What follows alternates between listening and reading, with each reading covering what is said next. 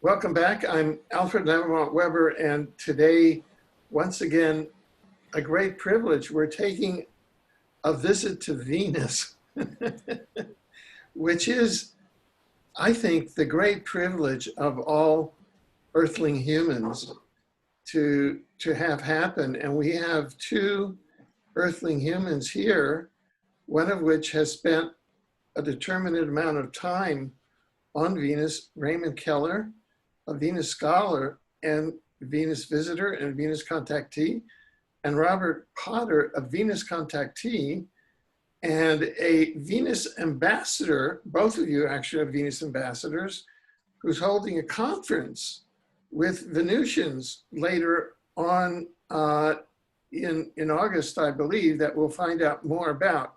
So at these times, it's amazing that in 2020, at the height of attempted Earth paralysis, the Venusians are showing up in a very positive way. So I'm going to turn it over to Raymond and to Robert to lead us through this visit and yet another perspective into the Venusians, who I believe may play a vital role in revitalizing Earth in 2020. I think that's true. I'd like to do a little introduction for Raymond here. Raymond is, for those of you who are new to this information from Raymond, for those of you who follow Alfred, we've been on a couple times. And Raymond is an extraordinary person in his personal life and in his personal demeanor. And what we've been doing lately, we've been really, and I think for me, this has been a big thing. It's already been well established in Raymond's personality. But for me, it's been about recently, since my experience in observing with the videos and being able to kind of like prove I've had a contact, the fact that they allowed this was kind of, I think I might have mentioned this before, anticlimactic in the sense that they're very much like us. You can't expect what you think is going to happen is not going to happen. And we want to move away from the emphasis on space shoots and spaceships, and to focus more on the culture and the influence of positive spiritual mentoring that could take place if mankind can achieve a certain level of peace and meet certain prerequisites for open contact. And Raymond will be able to talk about that, but we're going to be sharing a little bit, not only about Raymond's amazing experiences, but I think, Alfred, you're going to have some questions. There's a lot of questions that I ask Raymond, and I've mentioned this before. He's such a researching, I have to call him a nerd. He has so much knowledge running around in that noggin there, and that he can cite papers and evidences and historical references to the point where for those who wish to research and look at his books available on Amazon, the Venus Rising trilogy, you're going to be tremendously satisfied from the amount of knowledge and information that comes from these books. And if you look closely, if you're a student of metaphysics, you're going to find a lot of powerful information in there for you as well. So when you're listening to Raymond, realize that these are firsthand experiences. This is not science fiction. This is real. And this is what is coming forward now. There are many other people who have contacts.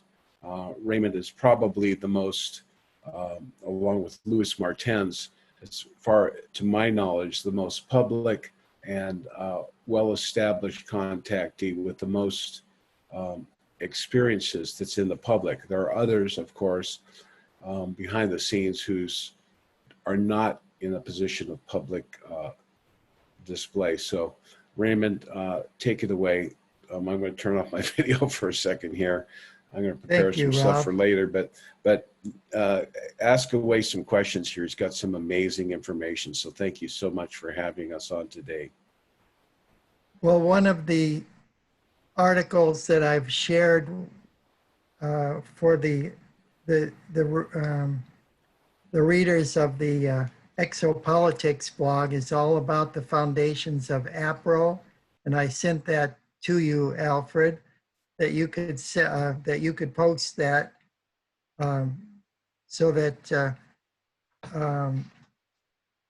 the viewers can get an idea of what things were like in the early age of the of flying saucers, the very beginnings of it.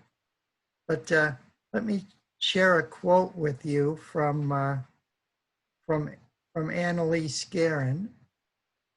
She was a translated being to the planet Venus, and the last chapter of Venus Rising: A Concise History of the Second Planet deals with her life story. She's also the author of a whole series of 9 books of a metaphysical nature.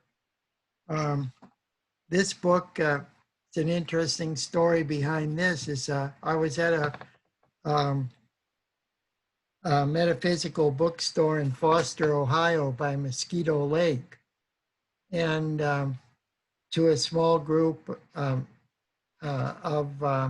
it was a small rural community, and a small group right when I was just announcing and going in public for the first time with the Venus Rising books. And as I was there and getting set up and so forth, this particular book jumped right off the shelf in front of everybody, and everybody was amazed, and so was I, because the author of that book is the star of Venus Rising in that last chapter. One thing I should mention here, Kaz tosses out these terms, and a lot of people aren't familiar with them, but when he says that she is a translated being, what that means is translation is a form of ascension. It's not, you die and ascend. This is a form where we don't know her particular situation, whether she was taken to Venus and exposed to the rejuvenation technology. But Raymond met her after she had ascended to Venus. She was a Mormon who was excommunicated, and she, some time ago, was the commander of the cigar-shaped mothership called the Isis. And she is now working in the angel force, as we like to call it, from Venus. So a woman who has translated means she's in a type of ascension and is now, I guess, a dual citizen of Earth and Venus on occasion. Okay, this is Annalise Guerin, and this is from chapter 5 of her book, 1956, To God the Glory. And this is from page 45, and I think it's very appropriate in dealing with Venus or any metaphysical realm. So here we go. It's three short paragraphs. I have told you, my children, that all that I have is yours, and you have not understood my words nor comprehended the power contained in them. Draw near to me that I might unveil to you the mystery of my words and show you how to use in intelligence the powers that I have bestowed upon you.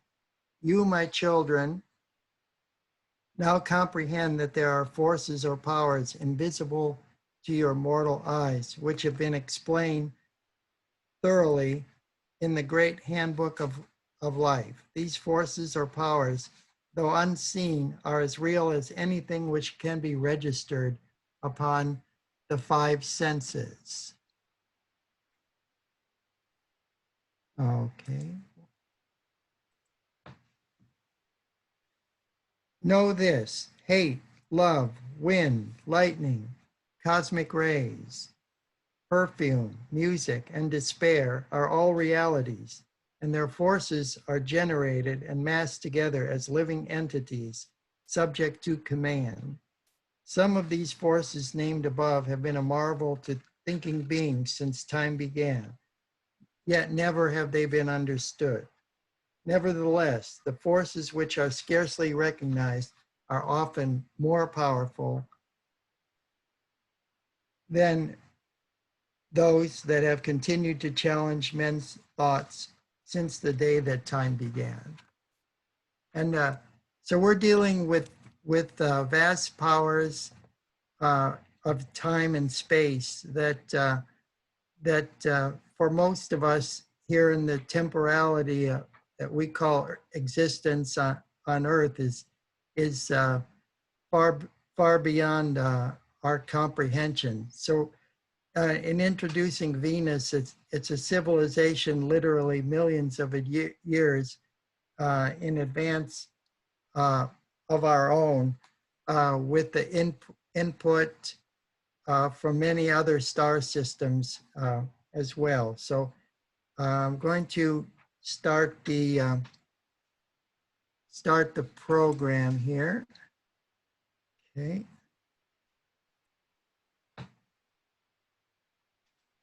And Venus rising. Okay. Let's see.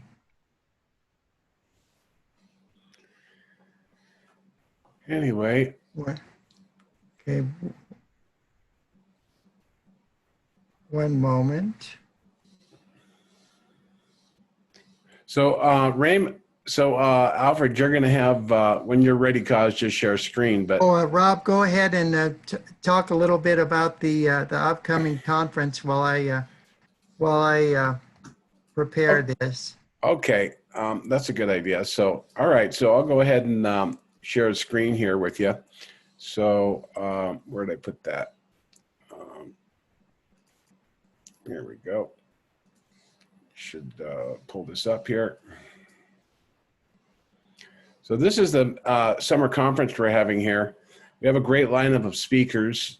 Of course, the always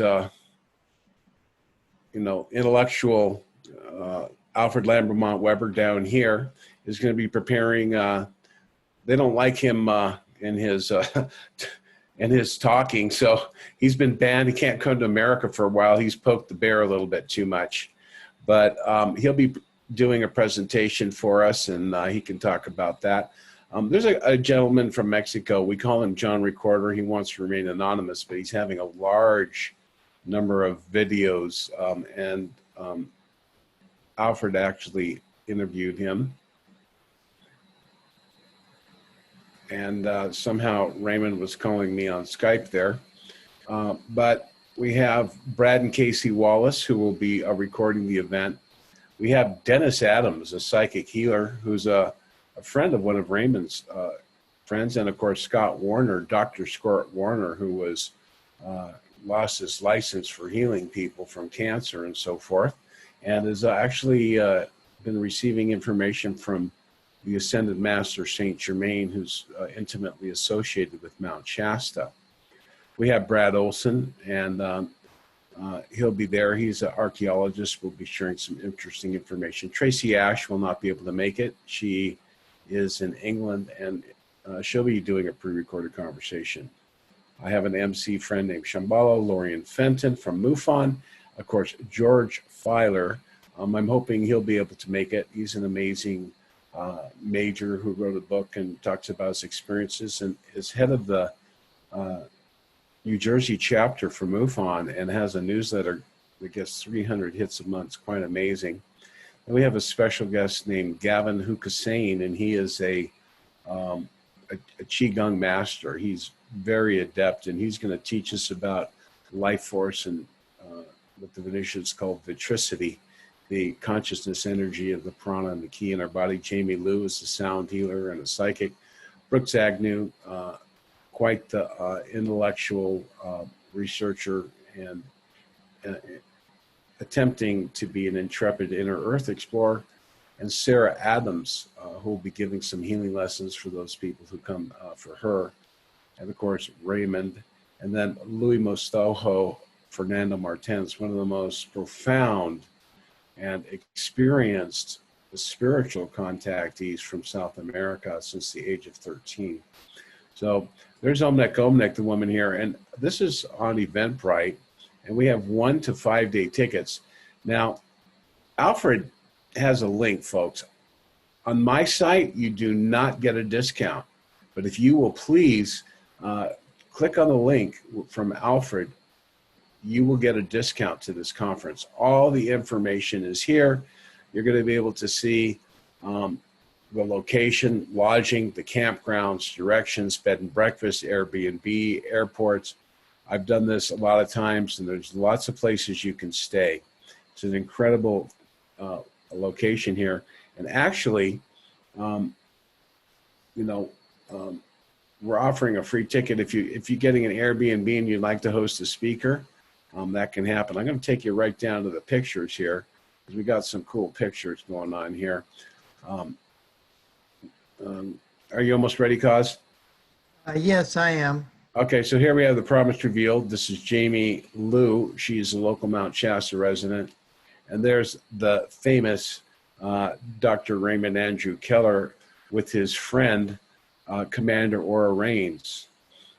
And she has been serving the earth for 300 years. There is Omnec, the woman who came from Venus, literally lowered her vibration, as all Venusians do, to come here. But she came from the 5th dimension, what we would call the astral plane. And here she's showing that the Venusian hand kind of looks like a flame. The fingers kind of curve inward. This is Louis Mostojo. He's got his arm around me there down in Peru. We take these trips. There's a beautiful Sarah Adams. This is Gavin, an incredibly charismatic individual with a tremendous amount of knowledge at the age of 24. And there, of course, I am with the commander. There's Brooks Agnew. I'm doing a television show series on Sci-Fi TV, and this is Suzanne Ross. She'll be there. Frank Chili, the dear brother who I've known since the 70s. Really amazing thing. And, of course, there's Lorian Fenton, Brad Olson, and that's Tracy Ash. She'll be pre-recording. That's our MC. And Brad and Casey Wallace. And there's Dennis Adams, the Mount Shasta local resident healer who's going to come to the conference. And there is George Filer and Alfred's art likeness. And we're going to have Robert Perola with music. And this here, check this out, folks. This is the commander in 1954, the woman in the red beret standing next to Raymond and I. If you'll notice, her nose is the same. She has incredible blue eyes, very, very unique and special energy woman. She's a 6th-dimensional. Here are the 2 women that appeared at the behest of the Queen when Raymond did his first 2 books. We've talked about them. And again, they're wearing their official raspberry berets, like the girl who met Prince came and he wrote a song called Raspberry Beret, and he changed his name from Prince to a symbol, which is actually one of the Venusian symbols. It's a combination of Mars and Venus symbol with a little bit of a stylized wing on the Venus aspect of that symbol. Louis Martens confirms that and has revealed that. And here, of course, is the tremendous Valiant Thor, who was with Dr. Frank Strange's. I met him in Utah many years ago. Looks exactly the same. This is Louis' property down there, some of my pyramid stuff, but we've had these groups before. This is just one picture from John Recorder. That's one of our conferences that we had here with Laura Eisenhower. She can't make it this year, but we have a lot of orbs come when we do our outdoor events. That's Laura in the back there. And this is a previous one, but I think I had Yeah, okay, this is a cloud ship that appeared over Mount Shasta like a month ago or something. So we got a lot of extraterrestrial activity here on the mountain. It's one of my new products, and I think I got, there's Aura Rains, and this is, I think, this is Sphericon from Venus, and this is Ramu from Mars. And I have two pictures of Commander Rains, and there's a famous Ventla or Venusian scout ship that George Adamski took a photo, and there's Raymond's friend, who is now the resident queen of Venus, and I think that's it. So I'm going to stop sharing screen and turn. I now return your television sets back to Raymond. Okay. Well, here we go with the program. I think it should work this time. Okay. And there we go. Okay, is it up there? Oh yeah, it's up, Cos. Oh, okay. Good job. A tour of Venus. And this was based on a presentation that Rob and I did in the People's Republic of China last year.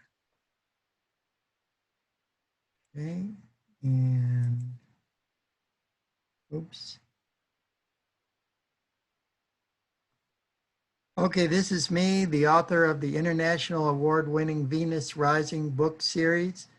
I've been investigating and writing about the UFO phenomena since 1967. Oh my God. And they're available on Amazon, folks. This picture is actually taken inside the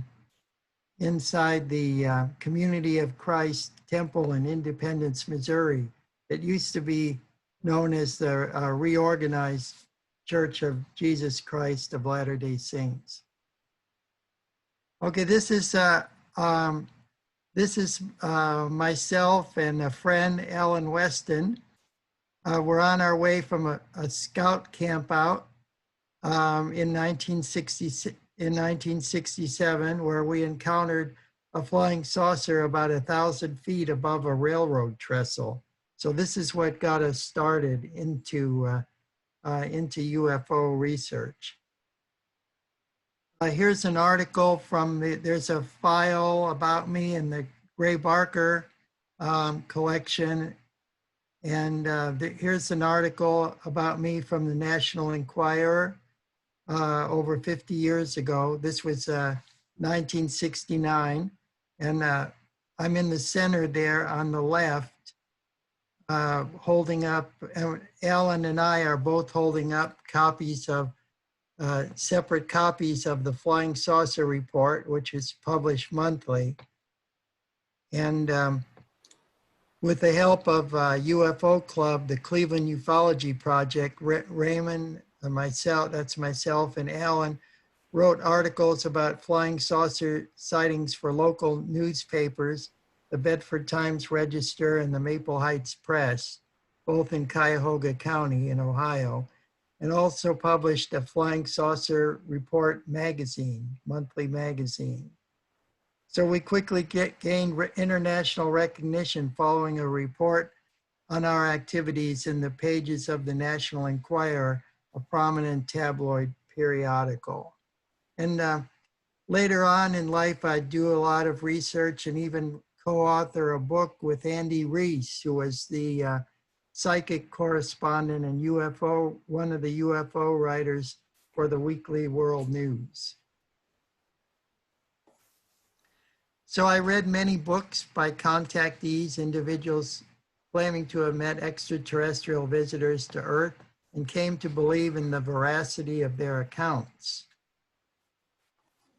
Here's a photo of Venusian Orthon with George Adamski of Palomar Gardens, California. This painting was by Mr. Gay Betts and was unveiled at the Skyline Lodge on the 7th and 8th of August, 1954, at a conference with Truman Bethurum, Daniel Fry, and George Adamski as presenters. So I served in both the United States Navy and the United States Army, and I've lived and worked in 45 different countries in both the military and civilian capacity. So everywhere I go, I'm on the trail of the flying saucers.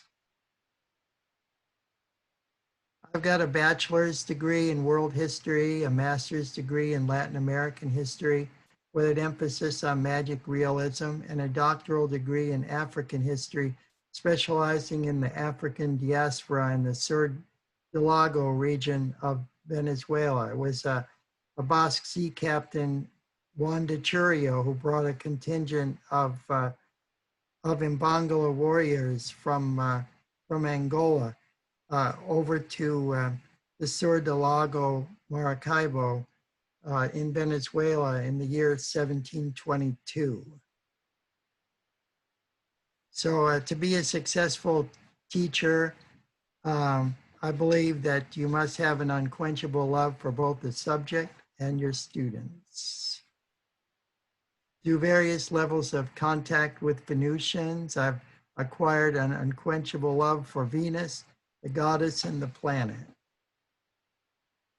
Venus Rising books provide a comprehensive history of the second planet. And there's going to be 2 more books that'll be coming out very soon. They will also be published by Headline Books. They should be out by the end of the month. And I'm going to give a little preview of some of that material a little later on. And continuing with the tour of Venus, let's discuss first how you get there. So fasten your seatbelts and get ready to rocket off to the mysterious cloud-shrouded planet Venus. In getting to Venus, there are several types of vehicles. You have the orbs or nimbus, a Venus scout or swoop, a Saturn scout or Ventla, and a mothership, or sometimes called a Vimana. The Venusian orbs, these are personal conveyances that are used by Venusians. They operate in the vicinity of other spacecraft or in planetary atmospheres to transport from one place to another. Here's some orbs that were seen by the Russian cosmonauts near the Mir space station. And there's an account of that, a detailed account of that in the first book, Venus Rising, as well. The pictures there are not the actual pictures of the Russians. Those are just artist conceptions of the angels on the right, and the left are more modern day pictures, which very well may be orbs. But anyway, I just want to make sure that the Inquirer image is not actually real. Okay. Yes, they actually describe them as orbs, and they could see these beings of light inside, an individual being inside each one. And they had an angelic quality about them because they were manifesting as in a brilliant light. Okay, then you have the swoops, the Venusian scout ships. We saw a picture earlier. Rob had one. This is the what they call a typical Adamski type scout ship. This was photographed over Mount Palomar in 1952, and then there's a model on government bureaucrats' desks, probably in the time of the Robertson panel, back in 1953. Hey, side note, Kaz here. I think I'd read that these, the swoops or the ventlas, as the Venusian calls their planetary craft that are released from the motherships, are not generally capable of long interstellar flight. But these are provided by the Federation. Aren't they used on multiple worlds by the Federation? Is that true? Or is these particularly, Oh, we yes, would yes, know them as that's true. Venusian? And Hmm. uh, what they operate is by a type of anti-gravity induced by utilizing the ley lines or electromagnetic lines of force around a planet. And I can share with you. Yeah, let me do that to better explain it. Okay, I'm going to get right back to that. And So, Kaz, these pathways that they travel on actually are kind of like highways. So they kind of come into certain locations, which are kind of their favorite places to appear, and then they travel along kind of regular pathways, and the government knows about it and doesn't obviously can't mess with them too much. I've never heard of a Venusian being shot down, except for in the very beginning of the radar, which interfered with their ships. yes, you've got that. You've got that right, Rob. And when they're seen at night or in the vicinity of a strong magnetic field like that induced by one of the huge carrier ships, they leave this aura of ionization particles. So it just looks like a giant blob of light. And I'll have some pictures to show you of that a little later on. But this is an article. This is an article on anti-gravity power of the future, and it comes from G. Harry Stein, the chief, Navy range operations at the White Sands Proving Grounds, and it's the June 1957 issue of Mechanics Illustrated. And he's talking about the US government's early attempts to develop an anti-gravity flying saucer of their own. And here he says, there are rumors that Townsend T. Brown has developed a real anti-gravity machine. There are many firms working on the problems of anti-gravity right now. This was in 1957. The Glenn L. Martin Company, Bell Aircraft, General Electric, Sperry Rand Corporation, and others. And it said, rumors have been circulating that scientists have built disc airfoils 2 feet in diameter, incorporating a variation of the simple 2-plate electrical condenser, which, charged to a potential of 50,000 watts, has achieved a speed of 17 feet per second with a total energy input of 50 watts. A 3-foot diameter disc airfoil charged to 150 kilovolts turned out such an amazing performance that the whole thing was immediately classified. So we know that there was this early kind of tic-tac technology going on. And I have documents that prove that it was going on much earlier than that. Flame jet generators making use of the electrostatic charge discovered in rocket exhaust have been developed, which will supply charges up to 15 million volts. Yeah, and Howard Menger actually told me in person that he had developed from his idea. They found one of his test craft in Ohio, 400 miles away from where he had launched it. He didn't have a remote control, but the government created one in 1951, and in 52 they built a drone. Then they built a man-sized one. They tested it remotely. Then the scientists got in, went up to 50,000 feet, came down, and they sent Howard home and said thank you. And so they've had that ship since 1952, and we're still driving around in cars. So, all right, Cosmo, I'll let you. I didn't mean to detract you there. Oh, no, Let's no, get back that's to very, Venus. that's very apropos. Right now, I'm working with a group in the British Isles that's developing a spacesuit based on the anti-gravity principles incorporated into Otis Carr's flying saucer from the 1950s. But yeah, I have papers from the Gravity Research Foundation of New Boston and New Hampshire, all kind of technical and journal articles from 1948, 1952, 1953, 1955, including a series of articles. This is like this here is. This was the Herald Tribune, New York, in November.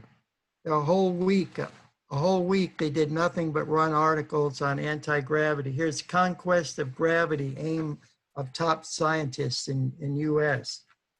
And then this is all during the Eisenhower administration. And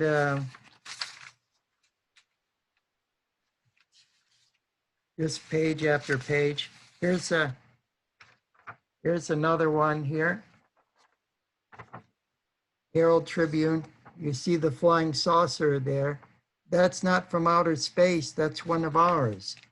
Flying Saucer of the Future, a reproduction of an oil painting by Eugene M. Gluharef, president of Gluharef Helicopter and Airplane Corporation of Manhattan Beach, California, showing a saucer-shaped aircraft or a spaceship for exploring far beyond the Earth's atmosphere and gravity field. Mr. Gluharef portrays it operating at moderate speed over a New York, New England area, and notes that in the painting, a propulsive blast of the electron beams from the rear of the saucer is visible, giving the saucer a translational force. So we think that all these revelations that are coming out since the Elizondo and the Tic Tacs is something astounding, but the truth of the matter is that that all of this was known by even the American public due to diligent reporters writing in the newspapers back then. And then here's another article there.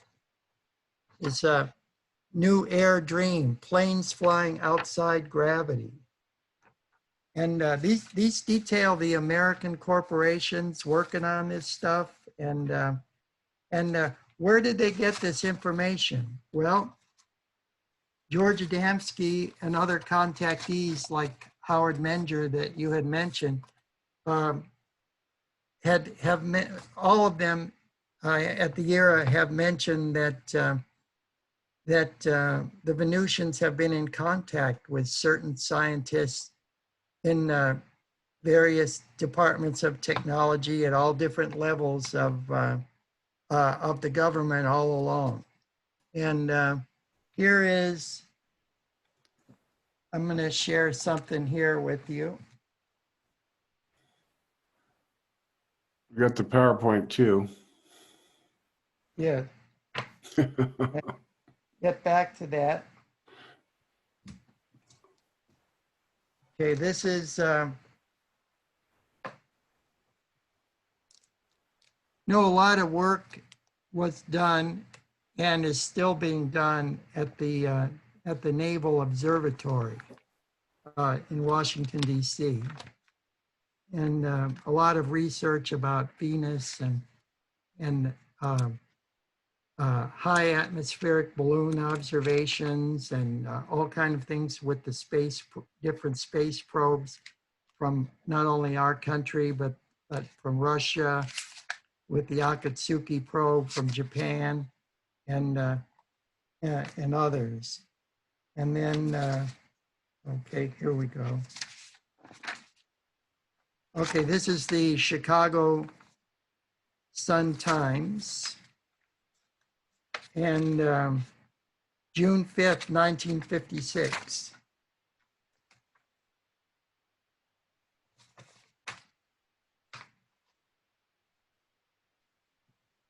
And it says, Navy gets radio signals from Venus. And that was the front page news.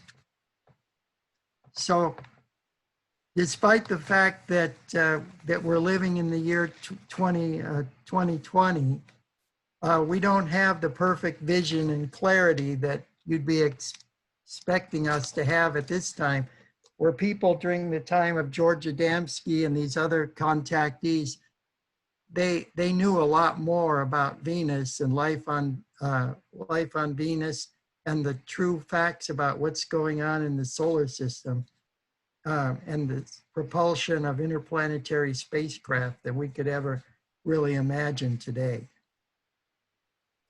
So I'm going to continue now with this presentation here. Okay, there we go.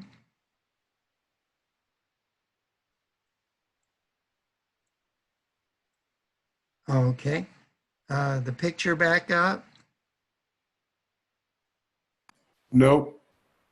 Is the picture back up, Rob?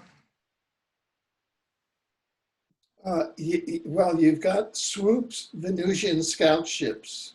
Oh, okay, very, very good. Yeah, that's it. Okay. Huh. Okay, then the next one is the Ventlas, or the Saturn-class Venusian patrol craft.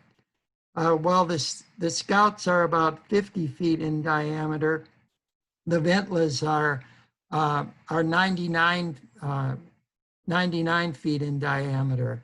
And it's believed that a Ventla actually crashed in March of 1948 in Aztec, New Mexico. And in my second book, The Final Countdown, Rockets to Venus, I provide all brand new data about the Aztec crash that vindicates it, that everything that was in Frank Scully's book, Behind the Flying Saucers, published in 1951, about that incident is true. So I have certified statements from the president of a shale oil company in Colorado that was contracted by the government to dredge the saucer out of the crash site and bring it over to the Los Alamos laboratories.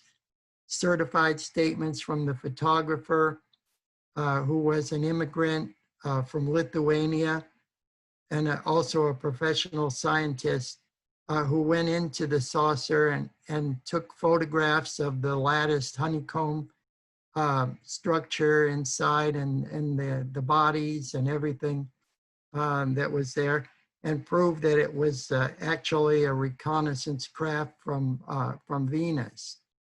Then here you see a Ventla with, on the left, this is over a giant rock, and this particular Ventla has an ionization flux screen to ionize the air particles in the atmosphere around it to conceal it and make it look like a cloud. And so you see a lot of those around Mount Shasta as well. They just look like unusual cloud formations, but this is just the ionization effect of a Venusian spacecraft. Then you have the motherships or Ray? the Venusian carriers. These are the large star-shaped craft. This is a French artist's conception on the right of what one would look like, and it was borrowed for a few episodes, as well as the Quinn Martin TV production in 1967 and 1968 for the Invaders. It was starring Roy Thinnes. And then the diagram of what a Venusian mothership looks like on the inside, it could hold up to 24 24 scouts or 12 Ventlas. It is a schematic diagram there. Raymond? Yes. Yeah, on the prior slide, could you explain to us that scene on the right-hand image? Oh, okay. Yes, the right-hand image is an artist's conception of a Venusian mother ship. No, this is on the prior slide. Oh, the prior one. Okay. Yeah. Yeah, that's just Raymond loves his pop cultural references, probably from some sci-fi book about War of the Worlds, you know, taking out the invaders or something like that. There's no real significance to that, Oh, I well, don't think. no, this was the, in my book, The Final Countdown, Rockets to Venus. This is from the photograph on the right is a painting that was made for Frank Scully based on the police patrolmen and Air Force personnel and that were up there on the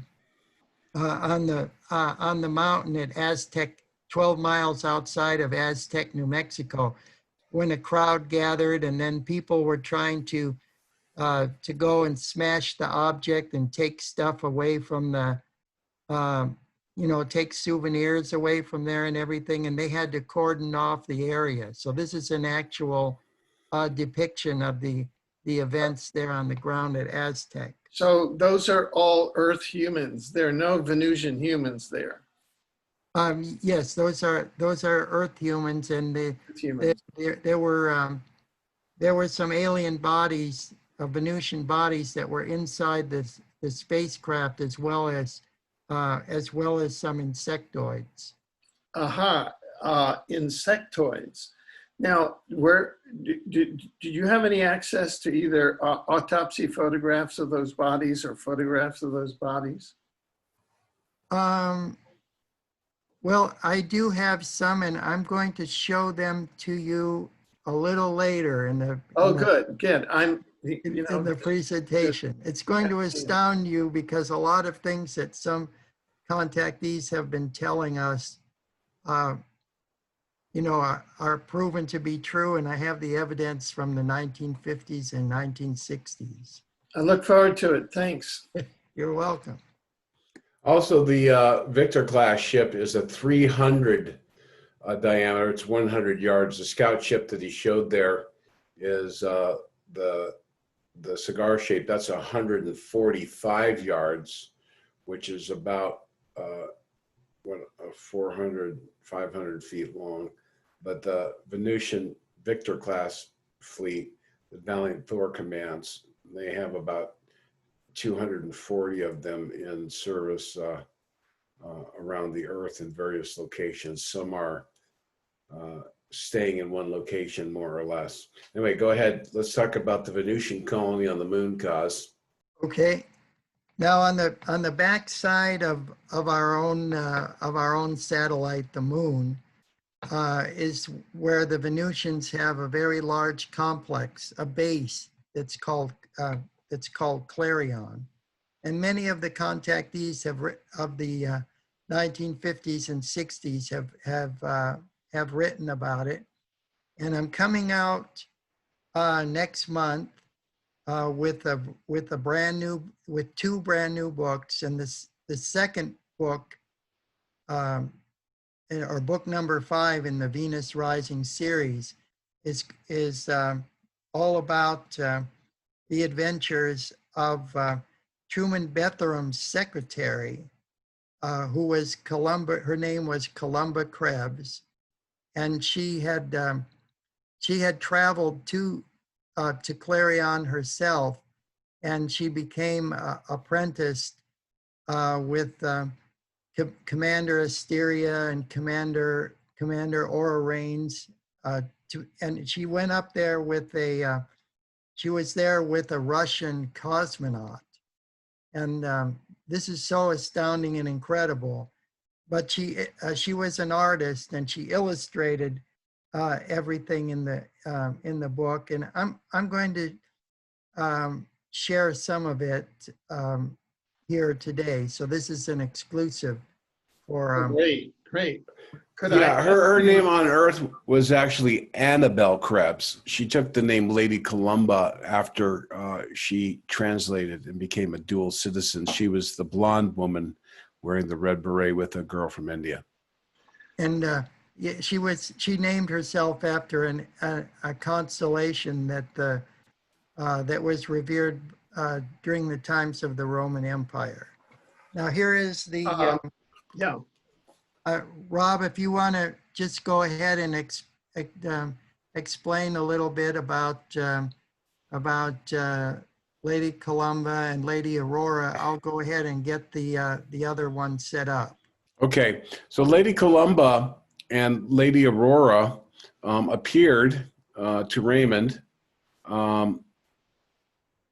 at the behest of the Queen of Venus on the promotion of his first two books. And I think I'd mentioned before, they were born, you know, the woman from India was born, I think it was in the 1880s. So she's a pretty, you know, long-lived person in that she had met an Indian master, and eventually he took her to Venus, and she became what is called part of the angel force. So Lady Columba and Lady Aurora visited the cause, and here's their image right here. So you can see how beautiful they are. Annabelle Krebs here in 1957 went to the Venusian moon base, and they tested her a little bit. They test your heart and how you react to certain things. And she was invited to stay there for 4 years. And she actually worked with the woman that I met, and that Raymond had his time travel experience back in 1954. And when she saw him and she met me, she said, "Oh, a long time no see," to Raymond. So I don't know if he'd seen her since then, but maybe not. So 1954 till 2019. So that's pretty cool. Anyway, so this amazing book that Raymond's, that she handed to Raymond at this convention, she said, "Here's a book I never published," before she died at the age of 95. And before she died, she was telling her friends, "I am not going to die. I'm going to ascend."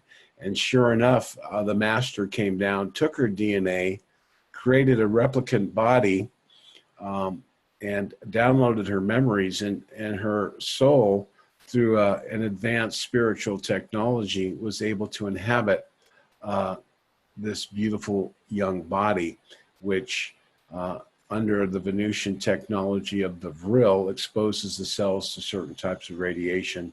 She may live up to several thousand years, as the other gentleman that I met was 2,600 years old when I met the Venusian. So there's a wonderful, just exciting things for humanity as we're moving forward here, as we grow in our knowledge. Goss, take us to Venus.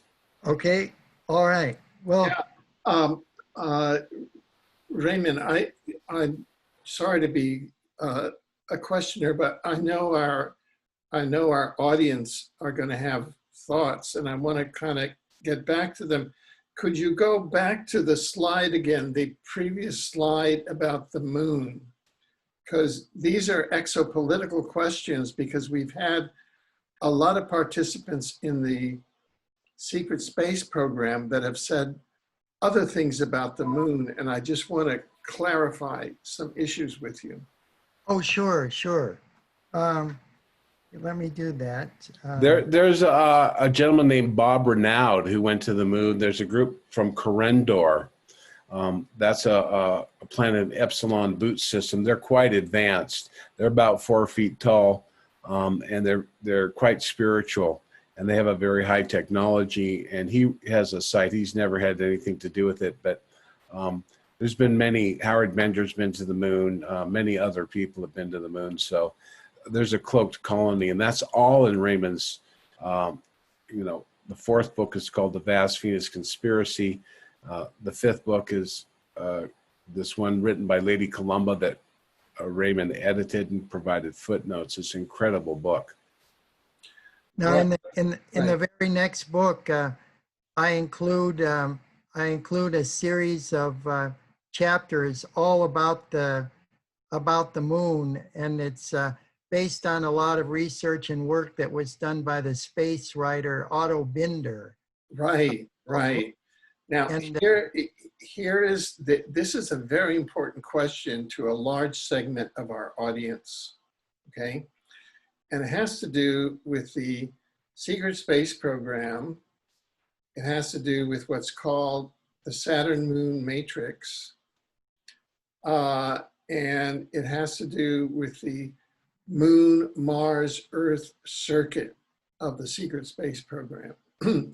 Now, individuals who have been on our program who claim to be members of the secret space program, that is, they are on the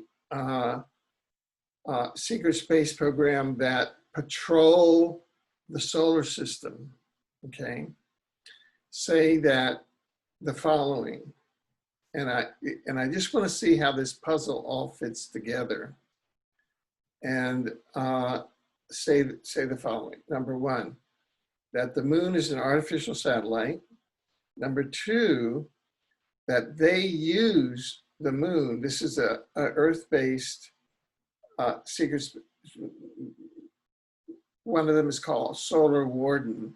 They use the moon as an intermediate base for operations to patrol the solar system and to service in Earth industrial bases in the solar system, principally on Mars, of the Matrix.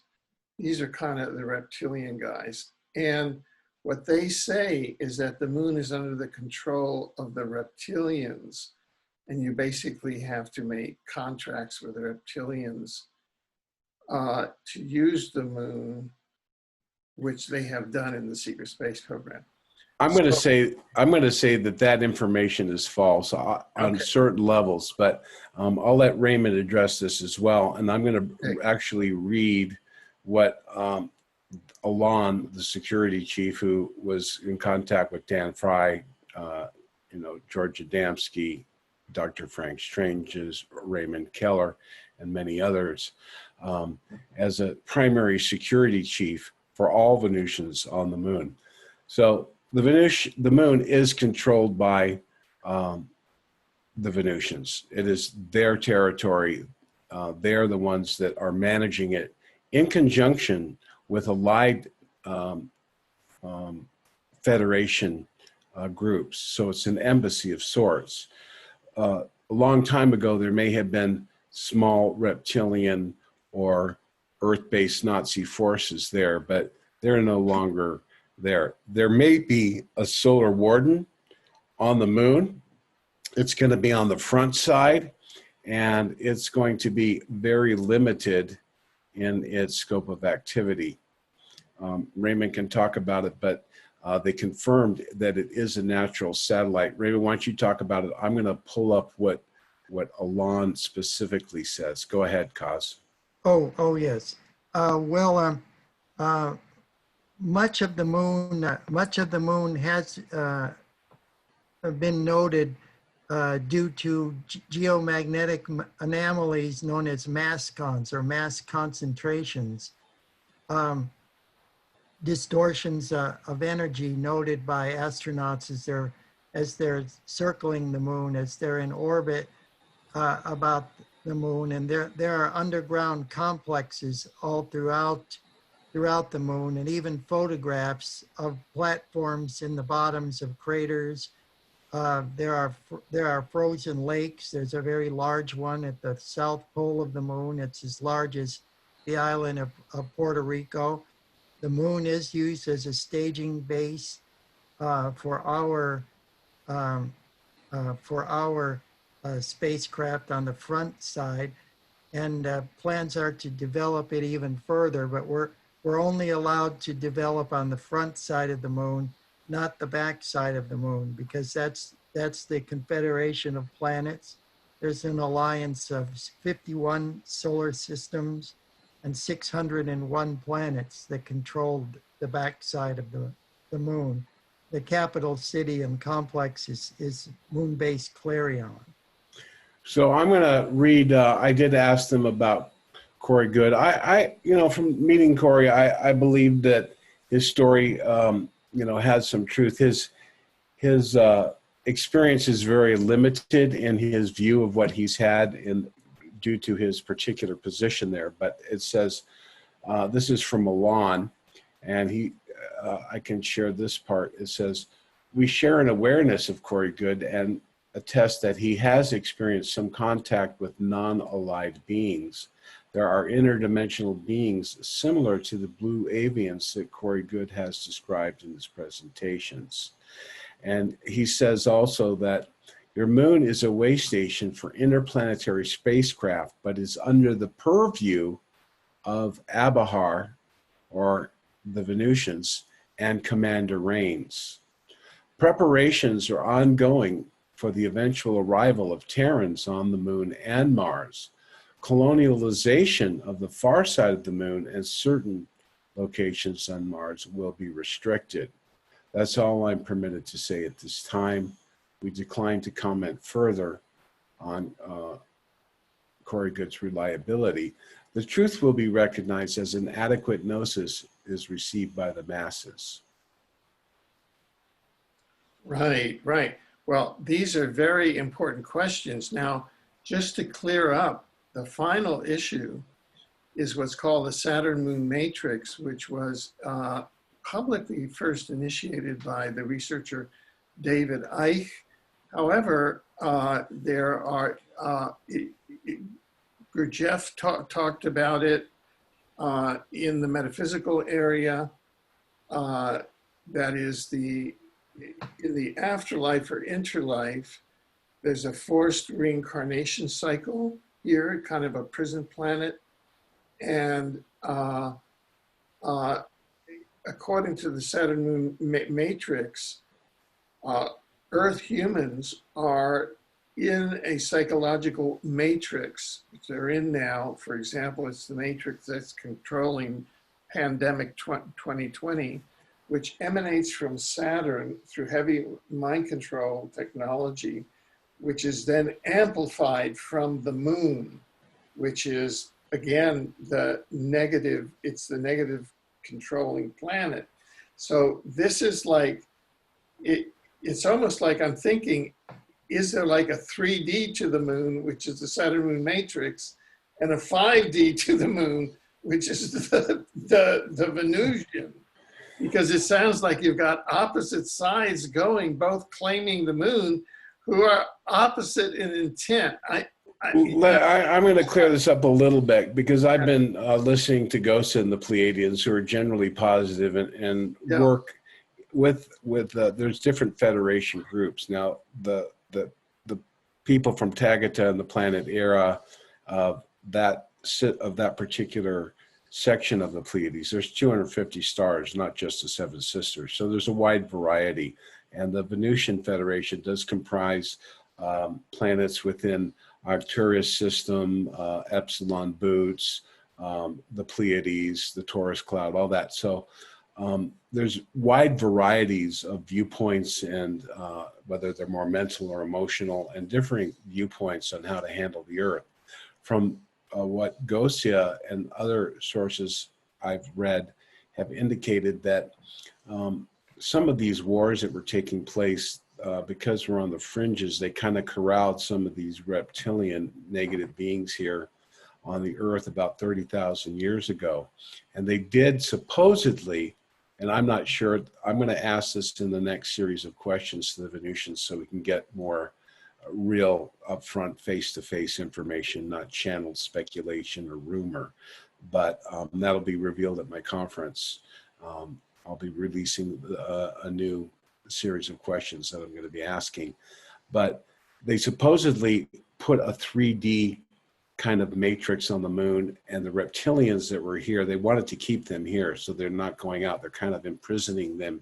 The reptilians are imprisoned here, and they are seeking to keep humanity, the surface population, in the 3D, because that will that creates their parasitic relationship. So in reality, there's no matrix, nothing that can stop the mighty I am presence and the Christ consciousness of the soul. Now, as far as forced reincarnation, it doesn't sound right to me, but these are coming from other sources. So I'm very interested. I'm open-minded. I wouldn't say anything.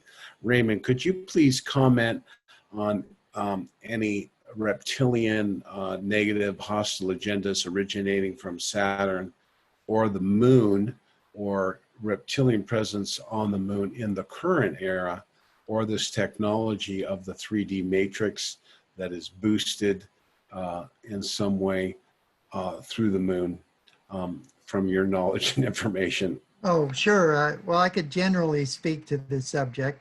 There has been a veil placed around the earth, and all the ancient esoteric societies have an understanding of it. And that veil will not be lifted, that remembrance will not be lifted until such a time as the earth meets certain qualifications, until we have a unitary planetary government that serves all the needs of its people, until our levels of spirituality have equaled or outpaced our own spiritual development. Many other factors that we have a long way actually to go before we leave that cycle of reincarnation. But generally, while we do have our home on other worlds, many of us, it's not until about the 12th or 13th incarnation that they're actually ready to ascend and go back to the stars from whence we came. So it's a chosen incarnation that you're coming back to the earth, as far as having the freedom to go, because the earth is in a type of quarantine. I think esoterically it's been called the ring pass knot. Raymond, could you speak a little bit about that? Well, in occult circles, Saturn has always been a key planet, and of course Venus is. Helena Blavatsky herself, the co-founder of the Theosophical Society, once explained that Venus is the most powerful, mysterious, and occult of all worlds. So there definitely is an occult connection there, and a kind of wonderment that some might describe in terms of magic, for the lack of a better understanding of that kind of phenomenon.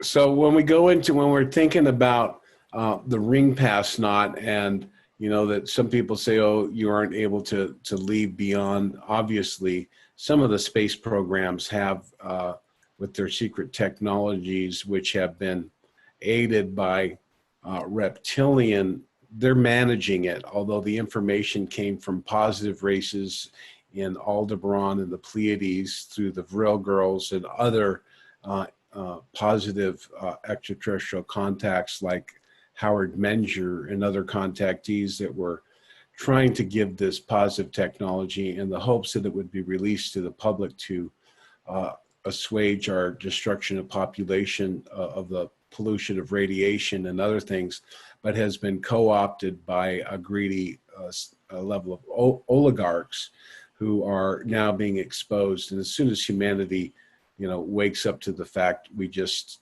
put that negativity aside and we move forward in a positive step. That's what we're focusing here on this show in the Exopolitics, is to break the barrier of the silence group and to give people more light. Light is knowledge, and knowledge is power. So we will empower people to wake up to the reality that television and the programming and the lies that have been given to us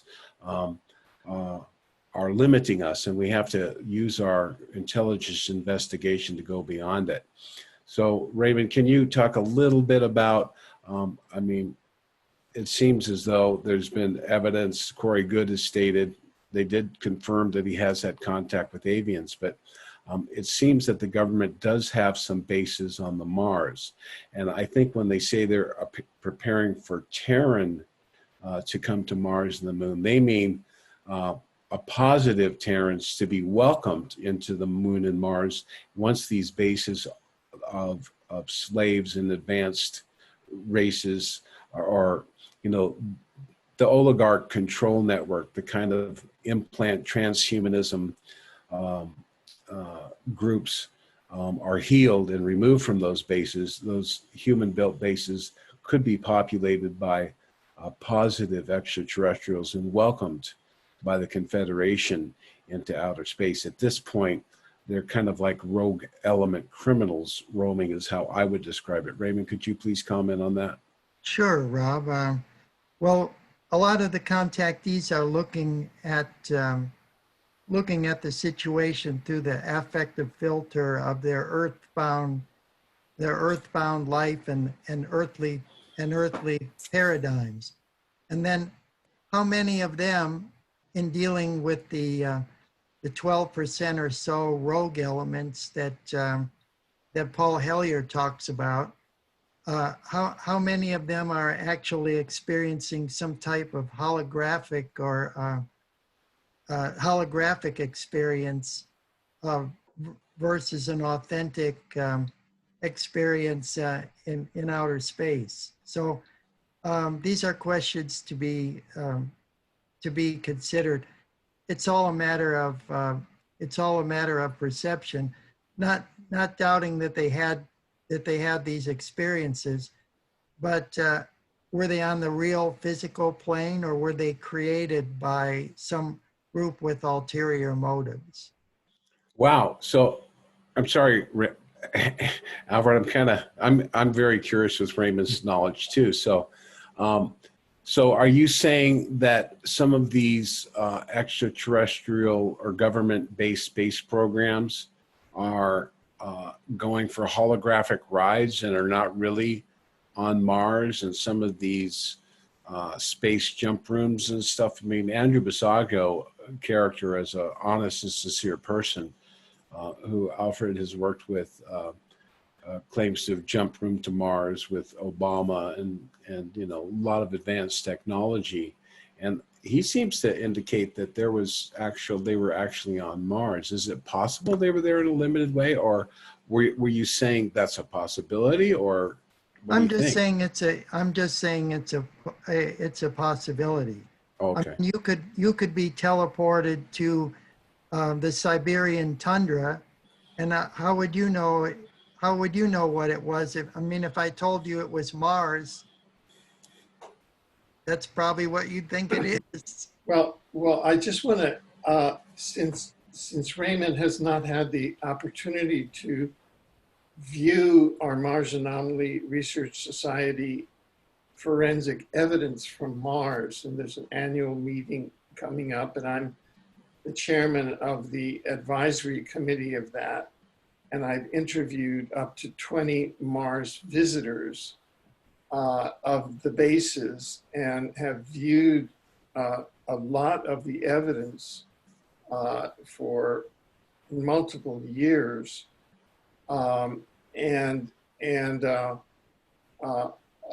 am convinced that there is a presence on Mars. I mean, we have photographic evidence of matrix-controlled factories on Mars that were photographed from the satellites, and then their human slave labor population. We have further evidence of their agendas and how the slaves were brought there under false pretenses, and how the US Congress has even within the last 5 years passed legislation to protect the corporate owners of those factories, and how so we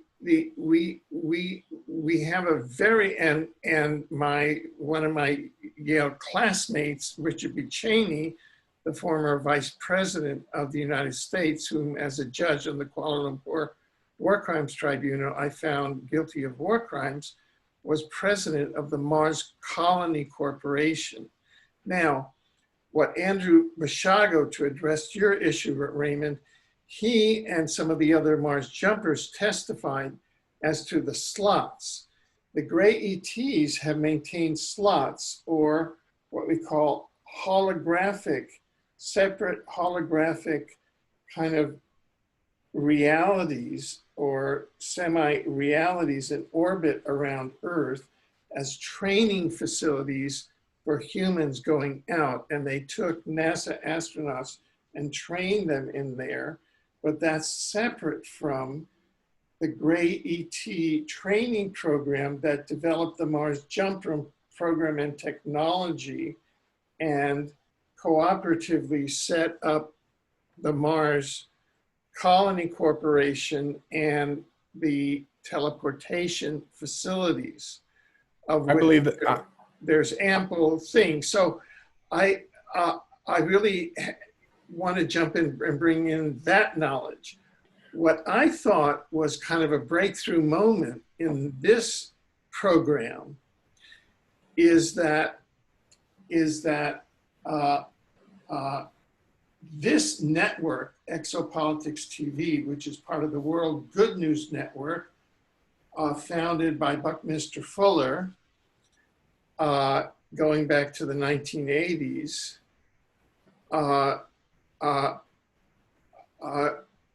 I think what is occurring on this network was that about 4 or 5 years ago, when we brought out what we call the third wave of Mars visitors, about 3 days after our platform, our program with 4 new Mars visitors, a major Mars visitor was assassinated by the deep state.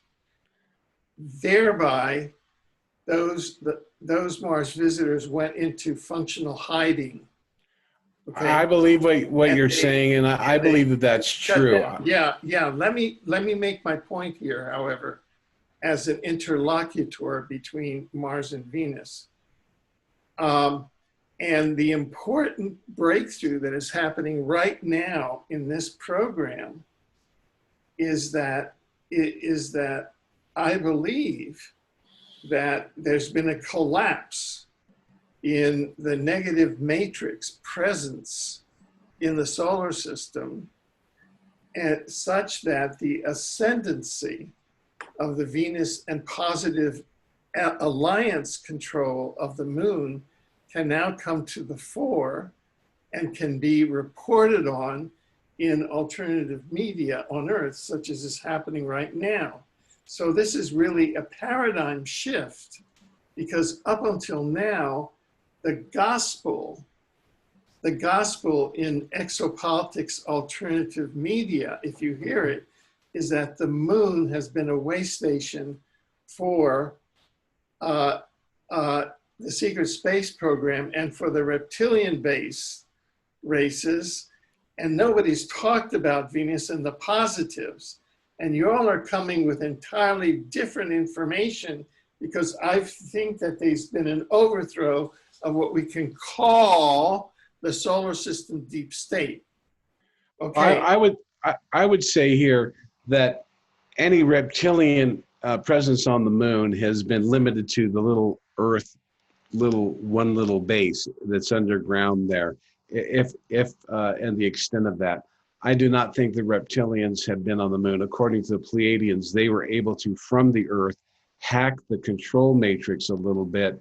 That is that veil here, and that they have hacked a little bit, but the Venusians have been pretty in charge of the moon for quite some time, Raymond. There haven't been any Oh, Venusians, have they? Now, if I can make several jumps, uh, uh, jumping, it seems to me that this is a reflection of a transformation this is reflected in turn of a transformation that's going on the Earth now, because that cosmic news of the transformation in the solar system is now reaching Earth. And there's a wave of populism. Let's say that you first had the assertion of Venusian and ally superiority on the moon, but then it became publicly known because here on Earth, there's been so much matrix misinformation that dominated ufology and exopolitics since the 1950s, and that drowned it out by saying, oh, the negatives dominate, when in fact it's the positives that dominate. So things are really good. They aren't bad and dark, they're good. And you're announcing the good news of that populism of that Venusian populism and light and transformationalism and translationism and ascension out in the solar system. And that wave is now hitting Earth. And this program and your appearances and conferences are all part of that wave, which it'll translate into the rest of the body politic here as part of the positive human response to the pandemic and to all of the various elections that can take place and all of that. I'm just making an observation from an exopolitical point of view, since we at this broadcast station tend to see all the different sides here. well, Alfred, I have some good news for you. One of the gentlemen who will be accompanying me out to Mount Shasta, we're going to be driving across country. He worked in the secret space program. He's a veteran. He started off flying on in the Blackbird program, and then later to the Orion spacecraft.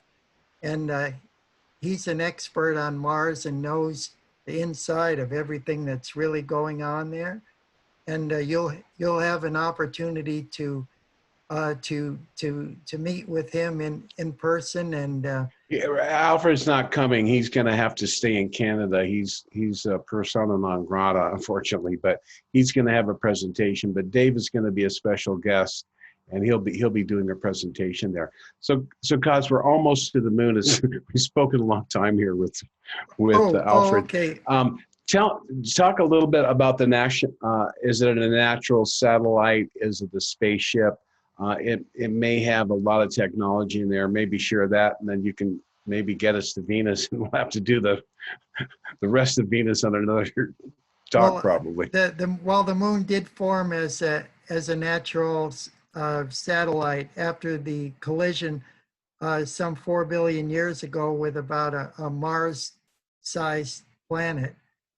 A lot of the moon is basically a hybrid between artificiality and a natural satellite. But we have a lot of misconceptions about the moon. It actually does have a slight atmosphere, and close to the ground there's actually ice and underneath the regolith, and there are lakes on the moon, albeit frozen ones.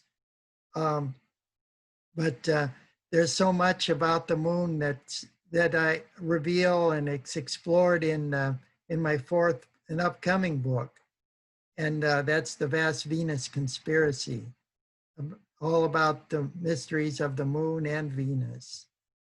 And well, let me get back to that presentation and show you some of the things that are in that fifth Venus book, Lady Columba Venus Revelations. That'll be coming out soon here.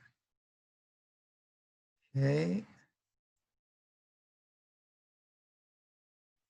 Okay, is that picture up there? Yes. Oh, okay. This is a painting done by Columba Krebs. It's at the University of Arizona at Tucson's library in its special collections department. She made this in 1966, and it basically illustrates one of the accounts in the Venus book about the regeneration station on the moon. So Lady Columba maintained that following her death, Venusians would transport her genetic essence or DNA to the Clarion base on the far side of the moon, where it would be reconstituted into a new body and reanimated with an infusion of her consciousness that had previously been downloaded into a special computer. And then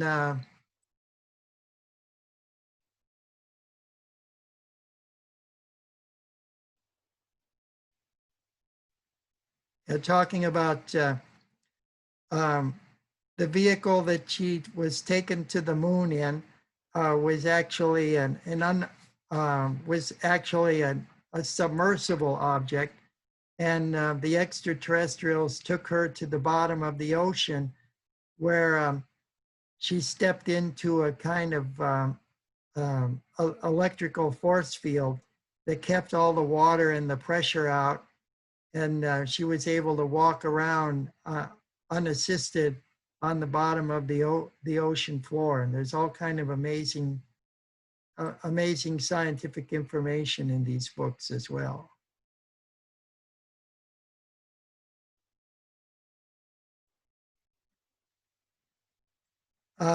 She clarified information about the etheric body, the etheric doubles that we all have, and so there's detailed information about our true physical and spiritual dimensions as human beings, as sentient beings on the planet Earth.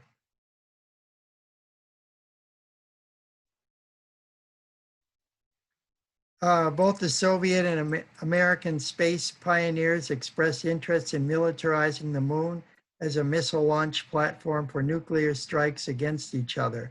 So Vorton informed Annabelle that the militarization of the moon by the space powers from Earth was a significant concern of the Venusians and other extraterrestrials.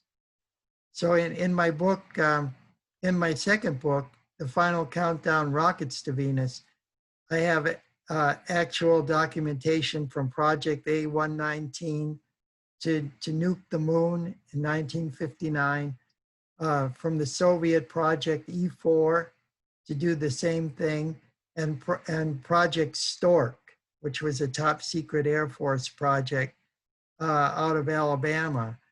That one was to monitor Soviet activities in their search for extraterrestrial life on the moon, Mars, and Venus. So I have an actual copy of the Project Stork report.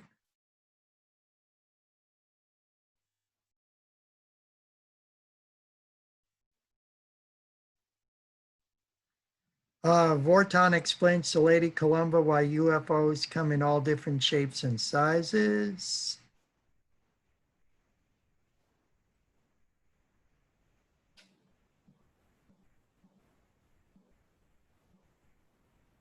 Okay, then she lived in California most of the time, and helped organize the spacecraft conventions, as well as was a secretary for Truman Bethurum, who was one of the original contactees, along with Dominic Lucchesi, with the space commander Aura Raines. And she said that the sign should say "Welcome, space people," because after all, Venus and the Confederation is a matriarchal society.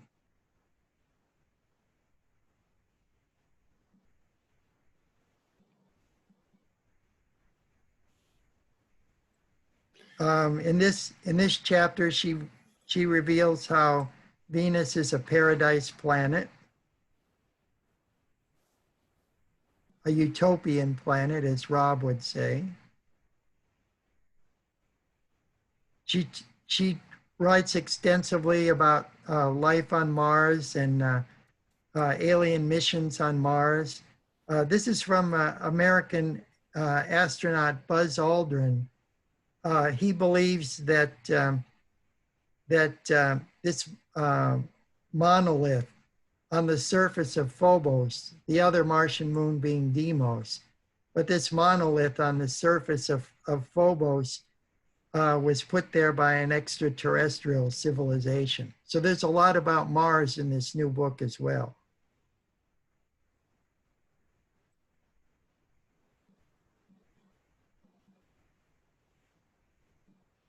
Of course, the Venusians and other inhabitants of the solar system are concerned about nuclear weapons. This is from the Sting, the jacket for the Sting Dream of the Turtles album, in their song, I Hope the Russians Love Their Children Too.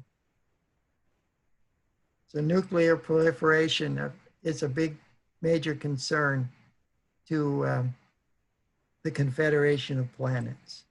Yeah, this is one of the things that we have to develop to achieve open contact to be really welcomed in there. We have to get rid of these criminals involved that are controlling our media and manipulating humanity. And humanity needs to throw off the yoke of oppression that's upon us and move forward.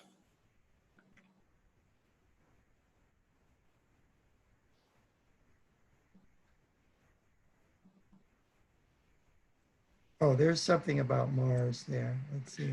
Yeah, the canals are real and they're artificially created, and they're basically for transport of goods between the various surface cities. Correct, Cos? Yes, that's a network of connectors there. This map was actually produced by the United States Air Force in 1962 for its planning on the Mariner 4 flyby mission. Also, the Russians sent observers to the Jet Propulsion Laboratory for the results to come in from the Mariner 4 mission. And the decision was made after the Russian agents returned back to the Soviet Union that they were going to monitor Venus and leave Mars to the United States, basically.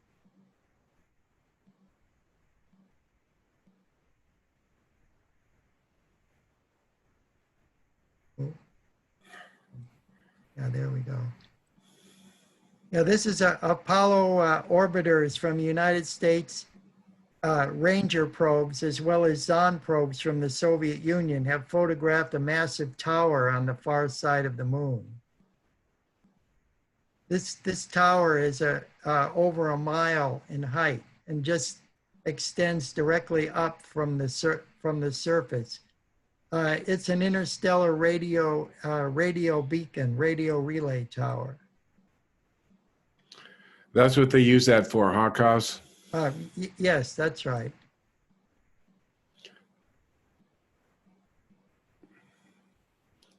This is a sketch by Lady Columba entitled Celestial Aspects Through Cosmic Evolution, made in 1961. And it shows her and her Russian cosmonaut friend, they're on the moon, and it shows them in higher aspects advancing through cosmic evolution.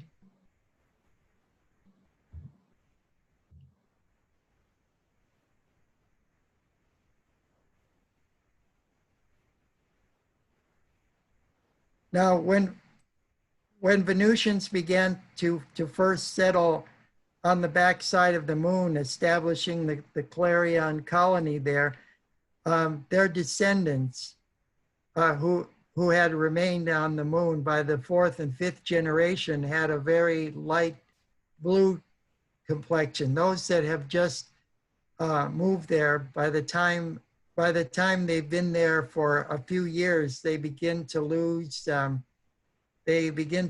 their complexion, and they look kind of bleached or kind of whitened. Aura Reigns kind of has a whitened sort of look.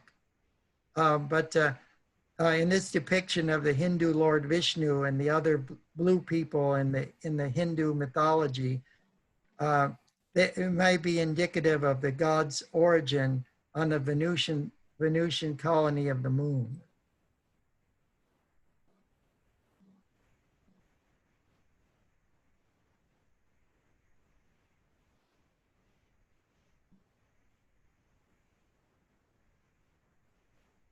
These are some other objects that are too small to be classified as planets.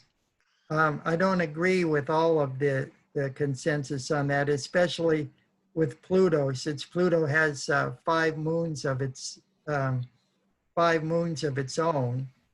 and it does orbit the sun. So how can it not be a planet? But that's the International Astronomical Association's call on that.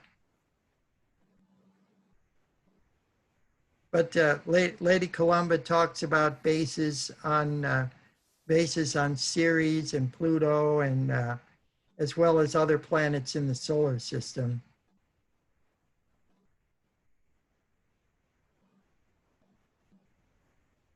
Then there's a section in here about anti-gravity and anti-gravity belts.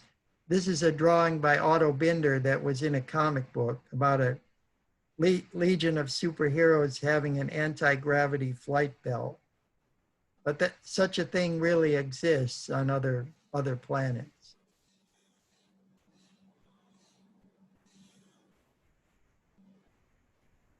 Okay, and oops. Yeah, let's see.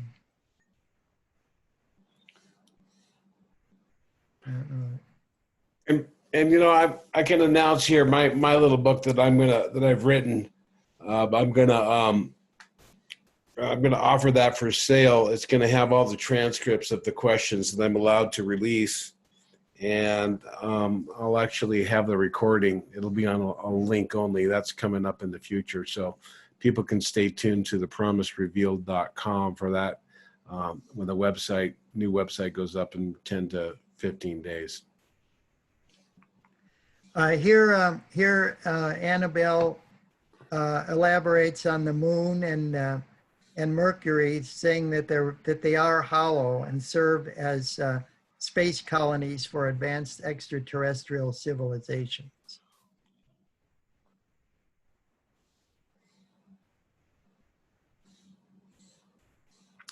Well, that's a good one. Yeah, that's a good one there. Yeah, zoom in on that, Cos. Okay. Let's see. There's a little thing in the lower right-hand corner that gives you a little farther down. It gives you a zoom ability. There you go. Oh, okay. Yeah. Mm. Oh. Yeah, just go in, zoom in, zoom in, zoom in, zoom in, zoom in, zoom in, zoom in. There you go. Now you can scroll. Oh, okay. There you go. This was an interplanetary conference that took place on board a spacecraft called the Leviathan that was launched from the moon to receive delegates from the Confederation of Planets. And you could see that Annabelle and Rowena were attendees, special invitees to this conference. Vorton introduces the first speaker, Commander Aura Reigns. She's at the left of the center speaker.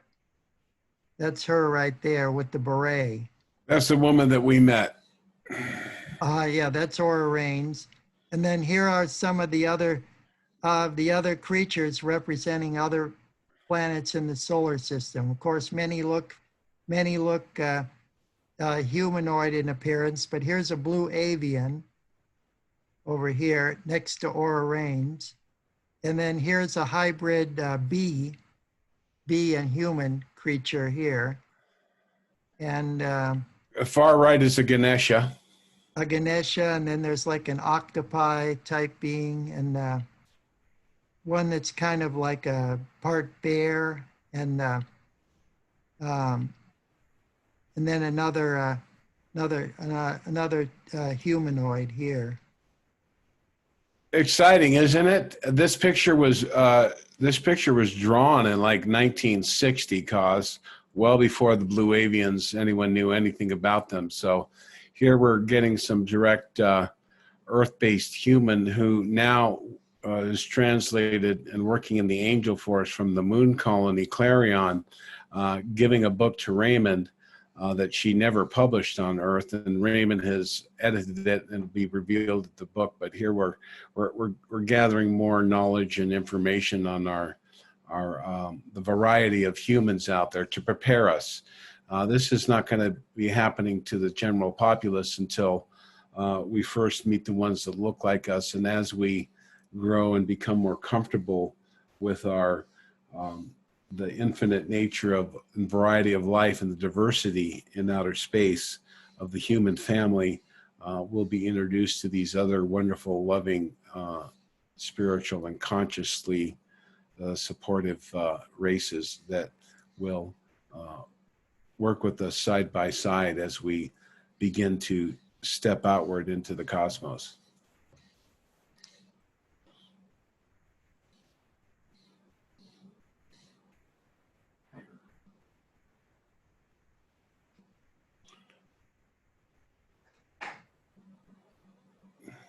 Okay, Commander Rains explained how conflicting political and military powers on a planet called Maldek blew their planet apart in a nuclear war, and wondered if we will be able to avoid the same tragic fate.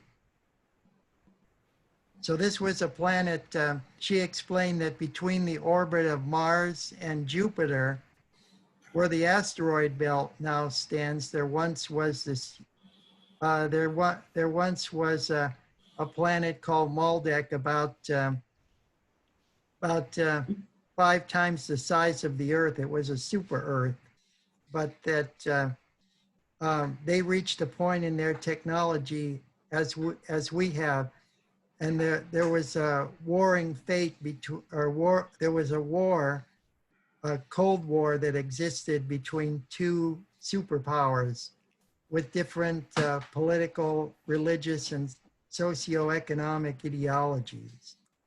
And so she was writing about this then because it was in the midst of the Cold War, and hoped that we would learn something from it. What was the time frame of that explosion, Gaz? That was the destruction of Maldek. That was literally I think maybe like maybe 500,000 years ago. I think Onec has written a little bit about it in her own Venus trilogy. Yeah, that's congruent with we interviewed the secretary who transcribed the channeling of the Law of One, and the Law of One stated that the war that transformed Maldek into the asteroid belt was 700,000 years ago, a reptilian human nuclear war. And there was a similar reptilian human nuclear war that destroyed Mars or greatly damaged it 705 million years ago. So we're getting congruence in these figures.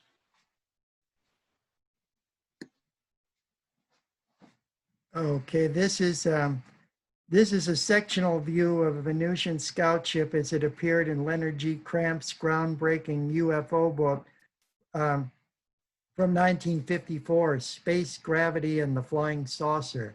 That also contained an introduction by the co-author with George Adamski's book, Flying Saucers Have Landed, which was published the year previously, also in the British Isles, British Book Center.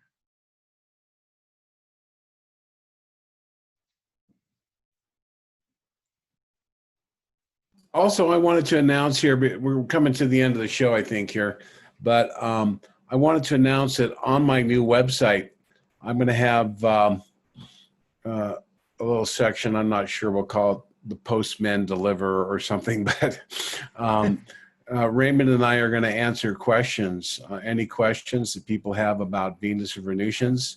And in certain instances, we may share these questions directly with the Venusians and allow a dialogue to be created between the Venusians themselves to share some information. They're very reticent to speak too much on political things, but they're always here to help us understand the soul and the spiritual development.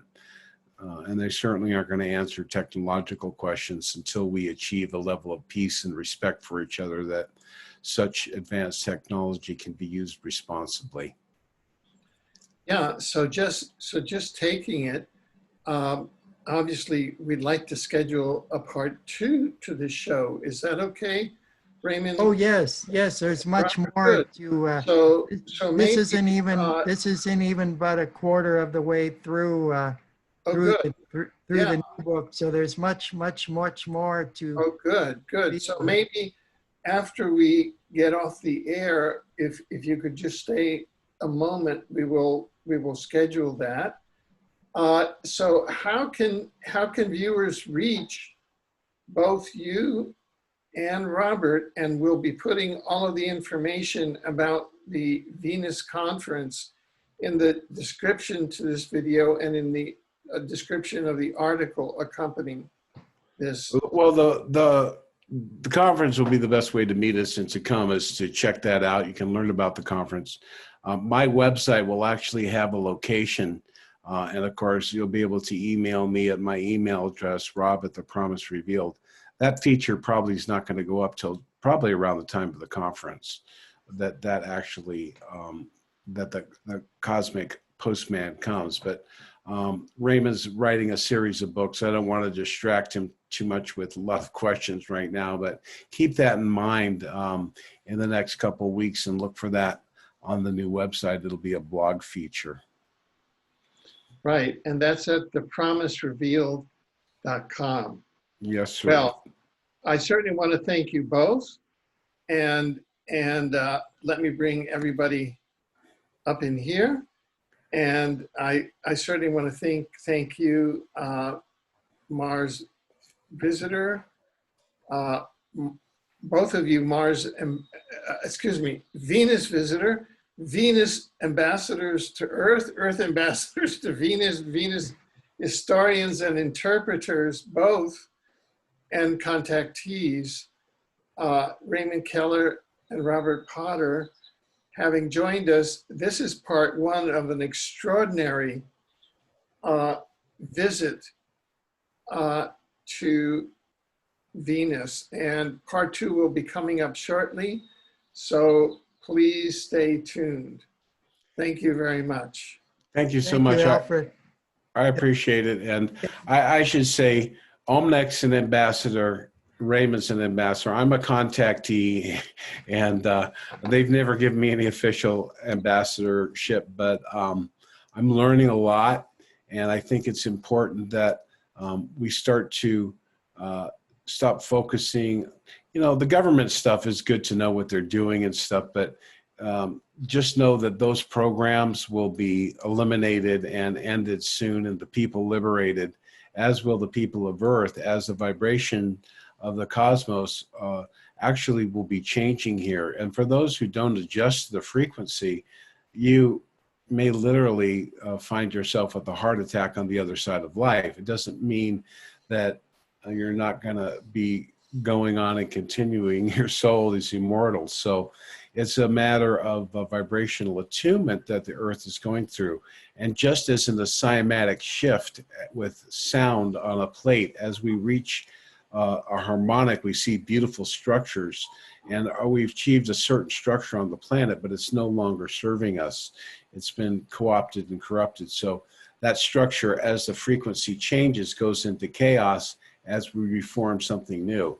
And it's up to us to make that change. And through this transition, through the teachings of Raymond, I myself, and I think others, if you listen to these ideas, we don't have to follow the Venusians or the extraterrestrials exactly. We'll create our own version of what we're going to do, but these will be established on universal principles and laws of cooperation, harmony, community or communism, and socialist responsibility, a combination of socialism, not as we think those terms are and how they're used by the oligarchs.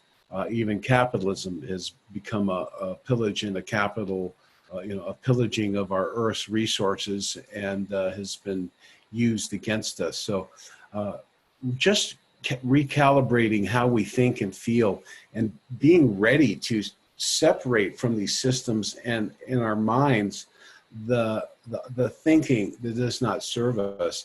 This is where I've spoken to Raymond extensively about this, and he's in agreement with me on this, and this is where we want to go. We want to take that with you, Alfred, and anyone else who's interested. So thank you for having us on here. For those that would like to get in contact with me further, or to find out more information about the Venus books or the upcoming conference, I've submitted an article. It's quite a long article about the origins of Aerial Phenomena Research Organization and the beginning of the flying saucer era to Alfred for exopolitics.ca to put posts there. And please check Amazon for Raymond Keller Venus. Just type in Raymond Keller Venus in the search bar on Amazon. And also the article contains information on how to get in touch with Rob as well for the forthcoming Venus conference. So I'll see you there on top of the hill. And don't forget to go to the link, both here in the article and here in the description for the special discount. Yes, just buy your ticket through the link on this page. My website does not have a discount, so you can get a small discount when you purchase through Alfred's link. Thank you. Great, and join us in part 2. Thank you.